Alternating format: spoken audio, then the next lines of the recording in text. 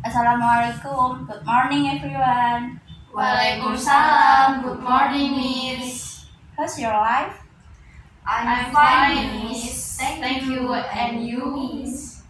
Okay, I'm great. Thank you, guys. Before we start our class, I will introduce myself. Okay, my name is Gulandato Parmatasari, and now I'm your English teacher. Um, nice to meet you guys. And any question about me? Oh, umurnya berapa, Miss? I'm 20 years old. Gak jauh beda kan sama kalian. Okay, I think it's enough for introduce myself. And now I will start the class with saying basmalah. Bismillahirrahmanirrahim. Okay, thank you. And the lesson for today is history of VOC in Indonesia. And you should already know about the colonization of Indonesia. Yes? No, who knows what is VOC? Association of Dutch Traders, Miss. Okay, but it's almost India. Let's try again. Who knows again? And if no one know, I will explain to you all, and I would like you to open the book on page 48. Okay, guys? The beginning of the VOC in 1598, the Dutch government and parliament are Staten General, all exciting Dutch trades to cooperate and propose to form a large trading company. However, this proposal was only realized 4 years later, namely in 1602. Fahrenheit Ost Indies Company, or VOC, or can be called the East India Trade Union Association. The VOC was officially founded in Amsterdam on March 12, 1602. Okay, now who wants to read the purpose of VOC? I miss. Okay, yes, please, Yani. The purpose is 1. Avoiding trade competition between Dutch traders. 2. Strengthening the position of the Netherlands in facing competition for other nations. 3. Monopolize the space trade in Indonesia. 4. Help fund the Dutch government in dealing with the Spanish who still occupied the Netherlands. 5. As a Revolutionary. 5. As a revolutionary force in the 80s world, so the VOC had an army. Thank you, Yani. Uh, so the purpose of the VOC was five, where all the things were very detrimental and of course very profitable for the Dutch nation. The VOC can also be called the economic driving force of the Dutch government, where at the time the Netherlands was colonized by the Spanish. Does anyone know what's meaning of Dutch? Belanda, Miss. Okay, good, Lisa. Okay, Miss will continue the material. The next is about leadership in VOC. Okay, the VOC was led by a board consisting of 70 directors. So it was called Director 17 or Hearing 17.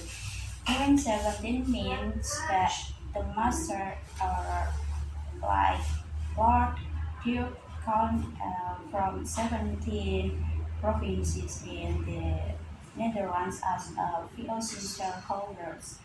They consist of 8 representatives of the Dutch trading poor city. They govern the territory in Indonesia. In 1610, the VOC created a new position, namely by law. They governed the territory in Indonesia. In 1610, the VOC created a new position, namely by appointing the Governor General, who was assisted by four members called the Ritvan Indi or Indies Council. And the Governor General was the highest position in charge of conferring power in the VOC colonized country, and then the Council of the Indies was in charge of advising and supervising the leadership of the Governor General. Meanwhile, under the Governor General, there is a governor who leads an area, and under the governor, there is a resident who is assisted by an assistant resident. Okay, there are several governors who are considered successful in developing trade and colonization business in Indonesia. Who can name four of them? My IBs. Okay, yes, please, Lisa. Okay, Miss. So the four governors are Jan Peters, Iuken, 1619 sampai 1629. Dua, Antonio Van Diemen, 1636 sampai 1645. Tiga, John Matic Sugar, 1653 sampai 1678. Empat, Journalist Berman, 1681 sampai 1684. Good job, Lisa. Okay, so the four figures that mentioned by Lisa are from VOC governors who are considered successful in developing trading business and also colonizing in Indonesia. Yes, Miss. Yes, Miss. Okay, the next is about octroi. So who can mention the eight privilege have given to VOC by government? Me, Miss. Okay, yes please, Media. Below are the privileges granted by the Dutch government to the VOC. 1. Trade monopoly privilege. 2. The privilege to print and circulate money. 3. The privilege to appoint and dismiss employees. 4. The privilege to make treaties with kings. 5. The privilege to have your own army. 6. The privilege to build a fort. 7. The privilege to appoint and dismiss local authorities. And 8. The privilege to declare war and peace.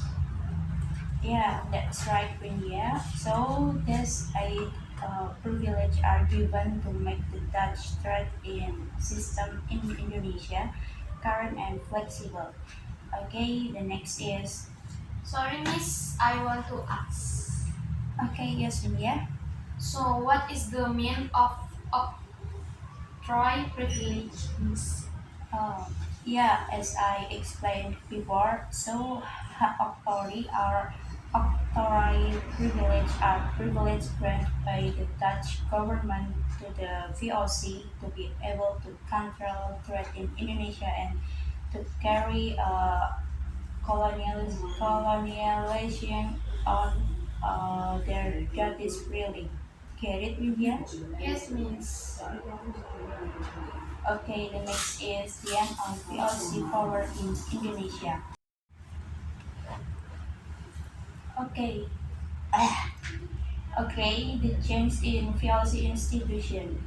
In 17th century to the early 18th century, the VOC experienced a peak of glory. VOC controlled trade routes were widespread, but behind it, many problems arise. In 1749, there was a fundamental change in the VOC governing body. On 27 March in 1749, the Dutch Parliament passed a law which established King Willem IV as a supreme ruler of the VOC. The VOC administrators began to get along with the Dutch government. The interests of shareholders are neglected. The management no longer advanced their trading business, but thinks of enriching themselves. VOC profits are so claimed in 1673 the VLC was unable to pay its dividends. Then on June 24 in 1719, Governor General Henry was Zwartekron issued an ordinance to regulate in detail how to honor the Governor General. To the council, the Ingis and his wife and the children, and in 1754, Governor General Jacob Mosel issued a new ordinance. The ordinance regulates oversized vehicle and VOC debt burden.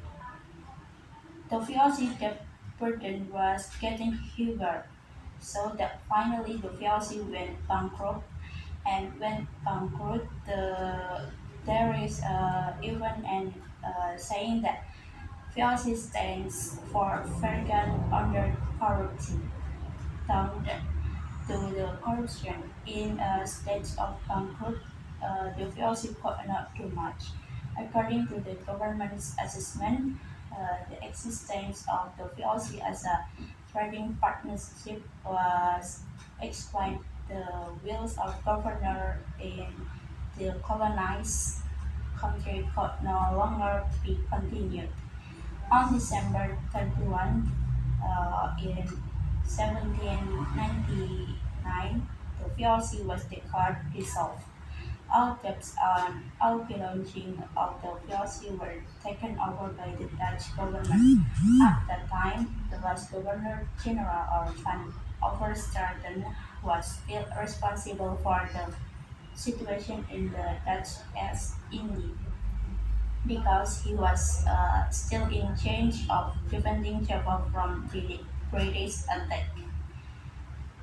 Okay, if there is still confused about the material in this time or in this material, if still confused, please ask me. No, miss.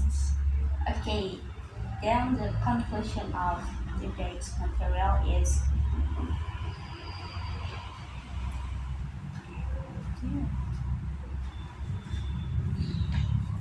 aku capek ngomong terus.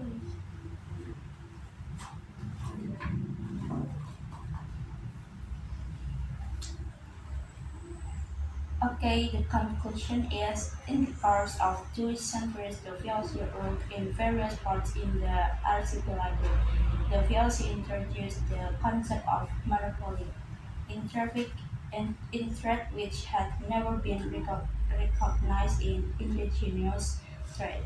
By means of this monopoly trade, indigenous trade are harmed even though the VOC was actually a trading body.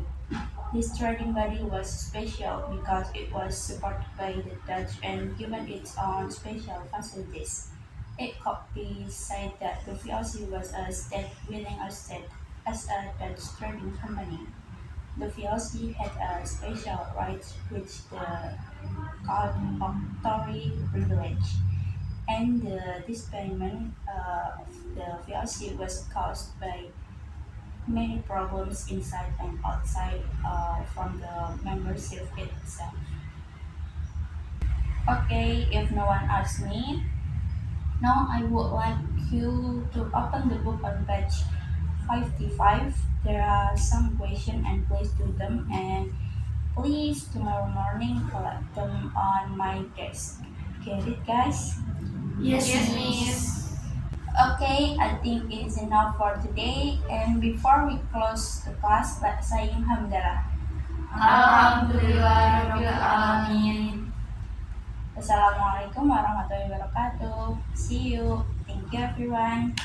Waalaikumsalam warahmatullahi wabarakatuh. See you, miss. Thank you.